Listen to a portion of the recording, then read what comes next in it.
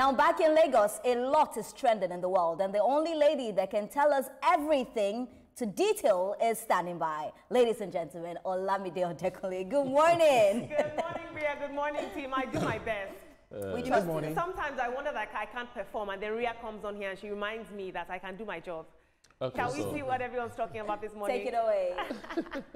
Good morning, Nigeria. It's a beautiful Monday morning. And as always, TVC has a finger on the pulse and an eye on the streets. And as always, here on the Trending Now segment, my team and I do our best to bring you all the trending stories that are shaping the world that you and I live in today. We begin today with some social media gist, where online personality and former core member Rita Ushe, better known as Raye, is trending after showing off her new grey Mercedes Benz sedan on Instagram. Now, this is the same Raye who just a few months ago went viral for lamenting Nigeria's harsh economy and calling Lagos a smelling state. Fast forward to today, she's now posing by her brand new Benz and thanking God for how far she has come. As always, social media is divided. Some people are cheering her on, calling it a story of resilience and hustle finally paying off, while others are raising eyebrows, asking how an NYSC alum on a modest salary could pull off such a luxury car purchase so soon after complaining of financial hardship. But of course, Raye's post has, of course, reignited the classic Nigerian debate. If Nigeria is so hard, how are some of us, or some people, managing to live such soft lives? Let's take a look at what you had to say about this on social media. Daniel Rega says, so Raye, the NYSC lady who couldn't afford the basic necessities just a few months ago, all of a sudden can buy a Benz from NYSC allowance, or where exactly? I hope she won't be riding the car in the same Lagos state she has condemned. Femi Peter says she has a remote job. She's been grinding, she makes dollars, she is rich and comfortable. So let's assume that all that is true. Why was she crying that she couldn't afford eggs and her 33K NYSC salary made her poor and unable to make ends meet and unable to pay her bills? So where was this remote job and the dollars where she was crying? The girl hustled Nigerians to generate content and followers. It was all lies and deception. And finally, Tap to Earn says, so now buying a Benz after NYSC is a work rate discussion? It's funny how people suddenly become analysts when it's a woman's success. If a man did the same thing, they'd call him ambitious, not suspicious. Maybe instead of comparing genders, we should question why society still struggles to accept that women can win without anyone's permission. Interesting. She's in a Benz area. Team, I want to put some things very quickly into context for you. You know, she does have an online job. She teaches people how to earn remotely as virtual assistants, earning remotely online, you know, working abroad from here. She does have that hustle online, and she charges for her classes as well as doing these virtual assistants and other online hustle herself. On the other hand, she did come out to say there's a lot of hardship in the country. I believe that this is a dual reality of many Nigerian youth, you know, navigating hardship while dreaming and hustling for the soft life. Yeah, it's good that she has a thriving business online. That shows a source of income, and this online businesses might pay in dollars, might pay in naira, depending on how you put it together. But I think social media people should have a record of what they had said previously, so that they don't negate themselves later on. You know, from a very hard, difficult life, even to buy is difficult, and Lagos is smelling and all that, to a beautiful Mercedes Benz car, you know, just months apart. You know, people definitely will ask questions. And Olamide, I'm just going to quickly take this back to the other day on the table when I said, you know, I was saying that the NEPA bill is too much and I don't have money to pay it. So if I buy a Benz tomorrow, is this going to be the conversation? Yes. People can make, what? Yes, people, oh no, if it's social media, it will be the conversation. People can say things. She makes statements that are true. There's hardship. You know, we see it in our everyday lives. We cannot come here and lie that we do not see hardship. But I tell you, this girl does a lot of work. And I'm not talking because she's a woman. She work hard for the soft life. Thank you so much. Moving on to more serious news. Mariam Sanda, convicted in 2020 for the murder of her husband, Billy Aminu Bello, has been granted a presidential pardon. The case, which gripped national attention in 2017, saw Mariam Sanda sentenced to death by hanging after a very high-profile trial. Now, fast forward to 2025, and President Bola Ahmed Tinubu approved her release following a recommendation from the Presidential Advisory Committee on the prerogative of mercy. According to the presidency, this decision was based on her good conduct, remorse, and efforts at rehabilitation during her time at the Suleja Medium Security Custodial Center. Ms. Sanda has spent nearly 7 years behind bars, and officials say that the pardon also considers the future of her 2 young children. Once again, we ask, is this a case of mercy or a moral misstep? Let's take a look at what you had to say on social media. Xerxes says, while her children's welfare is important, justice for the victim must not be sidelined. Clemency in homicide cases sends a complex and often painful message to the victim's family and to the public. Very interesting. Team, I'm going to come to you now. We did touch on this very briefly during the newspaper review, but perhaps we can talk more here. The president was magnanimous. It wasn't just her that he granted pardon to. He granted pardon to a lot of our historical heroes, Ken Saro-Wiwa, the Ogoni Five, Herbert Macaulay. What do you make of this? You know, what is the thin line between justice and then deterrence for future acts like this? You know, for murder, prerogative of mercy, does it apply? You know, that's a question we'll have to ask and keep asking, because this clemency would rub off negatively on Mr. Bello's family, and I believe that his family members are amongst those people that are saying, why did this happen, and all that are criticizing the list of people that Mr. President gave clemency. But you see, Mr. President signed off on a list that he was advised to, you know, so you can't put the blame squarely on Mr. President. Well, this story is quite a sad one. I remember in 2017, November, this story was everywhere. People were talking about it.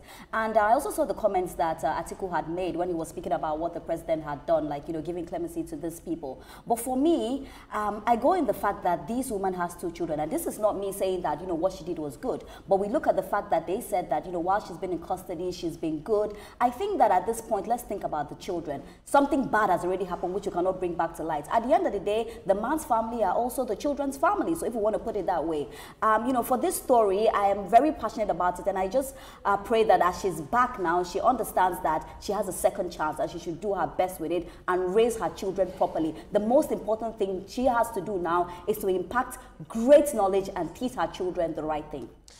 You see, this argument forth and back reminds me of, in fallacy, there's something that we call argumentum ad misericordiam or something like that, meaning that appeal to pity. When you appeal to pity, just like a man who killed his father and his mother and is now saying to the judge, please forgive me, don't sentence me to death because I'm now an orphan. Who made you an orphan in the first place? So it borders on morality for me. The fact that she's a woman, she has got kids and all of that, you know, we tend to, you know, we are very emotional beings. At the point we're angry, like he has to be sentenced to death. Now she was. Now we're saying, you know, she has kids. So where do we want to lie? One thing is, whatever it is that has happened, I know that that consequence, that reward, whatever it is, one is going to get it, whether in this life or in the hereafter. I do not know how to approach this matter, but I believe that the federal government, you know, must have acted based on advice. But, you know, Ibrahim, just to quickly add something, I think that for me and for many people, you know, that are talking about it is the 2 children, is the children that we're just thinking about. Because at the end of the day, if a mother is not really there to train the children, how do we expect the children to somebody will ask she doesn't have a children? And the thing is that I know that it's not the best. That's why I said you put the case in 2 ways. No, somebody will ask you if she wasn't thinking of the 2 children when she committed the crime. That's why I said the worst has happened. It has already happened. So what can be done for it to be better? Because the worst has already happened. So what happens if she doesn't have a children? What happens if she's not married to the man and then she killed the man? But in this situation, she has 2 children for the man. You know, those are the things. So that's why we say at the end of the day, only God knows what's going to happen at the end of the day. I just hope she does well with this second chance that she has. That's all I'm saying. Yes, that she does indeed. Well Hell hath no fury like a woman scorned. Hopefully she's used that time to think and reflect. At the end of the day, it's all about the kids. Thank you so much, team. Yeah. Moving on, popular auto influencer Ola of Lagos has confirmed that his luxury car showroom was demolished just months after its grand opening. Now, a viral video showed bulldozers tearing down the structure, and while the cause hasn't been officially confirmed, reports suggest that the building was under a high-tension power line, which is a violation of Lagos building codes. Reacting on Instagram, Ola stayed positive, assuring his followers that his business remains active, and he's also announced plans for a new showroom, OOL Autos. He's also thanked his supporters and said that despite these setbacks, he's choosing strength and gratitude. Once again, the question that we have to ask is, if this was in violation of building codes, who allowed that building to be erected? And why was Ola not aware of this? And why did it have to get to a point of being established and then demolished? We have to put these things in place at foundation level. But let's take a look at social media. I'm sorry about that, Ola. Abolade says, my issues with all these demolitions is the state government agency that gave the go-ahead to build in the first place. Sami says, who are those who gave the approval and permits in the first place? Was he also not aware that that's not a great place to set up, considering the high tension hovering above him? And finally, Brolo says, Lagos State has a master plan. Stop encroaching on government land. Stop building under high tension wires. Stop building on drainage, etc. It's for your own sake and the sake of the community you are in. Simple. Now, where your plots reach, make your gates stop. Team, this is so sad. I mean, a few weeks ago, we watched as the trade fair market was demolished. This is a very, very common story that happens. We watch buildings being demolished because they are violating building codes. But what is the policy in place? Why does it have to get this far? Although I will commend Ola of Lagos, he took it, he took it on his chin. He said, I'm going to rebuild. He didn't blame the government or play the victim. Perhaps he understood that he was in violation and bear the consequences of that violation.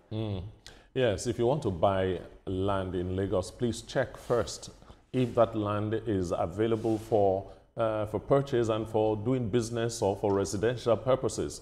You just don't see a piece of land and somebody that says this land is my own and you guys go into a deal and you buy the land. It's really unfortunate that this has happened to this young man. And in case you want to know where you can check, go to LSDPC. You will get all the information you need about lands in Lagos. So you can, from the very beginning, do the right thing. And those officials that turn a blind eye when these structures are being built, what happens to them? Because millions of naira is being lost. It happened in trade fair, and it's happening to this young man. I salute him for the courage he has and for the fact that he's taking a positive stance on this. That means you will bounce back, young man. He will definitely bounce back. For Ola of Lagos, he showed a lot of resilience. We all saw how he started on social media with his little adverts and everything, and look who he became today. It shows me that when you put your mind to something, you can achieve it. But Olamide, I think that when he was building this thing, people had told him, in one way or the other, because I read a post on social media that said that even users were telling him that this place is on a power line, this place is on a power line. Oftentimes, we often blame and say, oh, the authorities, didn't they tell? But let's also not forget that sometimes people are told that they go ahead to do it. This is the repercussion. I'm so sad about what happened to him. I hope that right now, when he goes to build, he does the right thing. Just as Thomas said, go make sure that you're not building on anything, because what Lagos is doing is also good, because if you are built on a power line, anything can happen. It's actually dangerous as well. So I'm hoping that he will bounce back from it. I know he will bounce back from it and he'll do better. There are lessons to learn from here. The first is Ola of Lagos from nothingness to being something, especially moving from where he moved from and where he came from, then to Lagos, and then doing what he's doing, becoming very popular internationally, and also making money out of it, making a kill, let me just put it that way. Another lesson is, if you want to build, no matter the influence, I'm not talking about Ola of Lagos specifically now, there's some people that raise, high towers, high-rise buildings, but they know that where they are putting it, where they are, putting that, building that structure is against the law. It is not right, but they feel, yes, we can bribe our way through. We know someone in government. Just know that that government isn't going to be there, until that kingdom come. Another government will come, that the head will be very straight, and it will straighten, your own head that is not straight. So, Ola of Lagos, well done, kudos to you. I'm happy that you take this, positively. Yeah. Do the right thing always, because we are proud of you. We're proud of what you've become. Just go establish somewhere else where we'll all come to patronize you. Well done. Absolutely, Ola. The only way a phoenix can rise is from ashes and from ruin. So just keep that in mind. Like a phoenix. And take the proper precautions. We're rooting for you. Thank you so much, team. Moving on into the world of entertainment. Nigerian music stars Tiwa Savage and Seyi Shay are once again in the headlines, this time revisiting their long-standing rift that once divided two of Afrobeat's most powerful female voices. Now, in separate interviews on the off-air show with Bemio and Tools, both of the female singers opened up about the real story behind their infamous salon confrontation that went viral back in 2021. Now, Tiwa said that the fallout began over a diss track. I don't know if it's her, Victoria Kamani. They said that they thought I blocked their bag. How? That was actually going to be a question. I've always asked, wait, hold on, we can't, please don't. I know you guys. Now, Tiwa said that this fallout began over a diss track and false claims that she had blocked female artists in the industry from business deals, which she strongly denies. She also revealed that she once lost a major endorsement to Seyi Shay while she was pregnant. But on the other hand, Seyi Shay says that a former assistant's involvement with Tiwa's partner is the reason for their fight. A truth that she only discovered years later when the assistant confessed to sleeping with Tiwa's partner. Now, both women seem to be ready to move on, and it's brought the end to one of Afrobeat's most talked about rivalry. Let me take a look at social media. God, I don't like seeing women fighting. One Nekaye says, women get wahala, big one. This has been over 4 years. Men would have shaked over it and moved on, or just won't talk about it. But with chicks, no way. Ria, me and you, the way that we love ourselves and the community that we've built, and indeed, because we are both women, we understand the importance of community and sticking together in an industry. I would say that there's several times that you've strengthened me and vice versa, and it's so sad to see women going back and forth like this, no matter what. You know what I mean? It's us against the world. Yeah. Sorry, Ria, Olamide is trying to tell you, please don't let us fight. It's not possible. That's my sister right there. It's not possible. But anyway, talking about this, Etoma, quickly, let me just speak about this quickly. I love the fact that they're able to squash it right now, because Olamide, I say something, when women fight, there's nothing you gain from it. Other people will even be happy to see you fight. So at the end of the day, I feel like women should all come together and just make amends, no matter what it is. I love Tiwa Savage. I do not think Tiwa Savage will do all what Seyi Shay said. So you can just see that it's things that people said, and people are the ones that make conflict, you know, get worse. Because Tiwa Savage is a bigger person. She wouldn't have done that. But I'm happy that they're ready to squash it and move on. This person said, that person said, has always been the reason why women fight. Yeah. You know, over years. I think right from creation. Sorry. Yeah. This person said, and that person said, and the next person will react to it, you know, and confront the other person in a way that you bruise the person's pride, and the thing just blows up from there.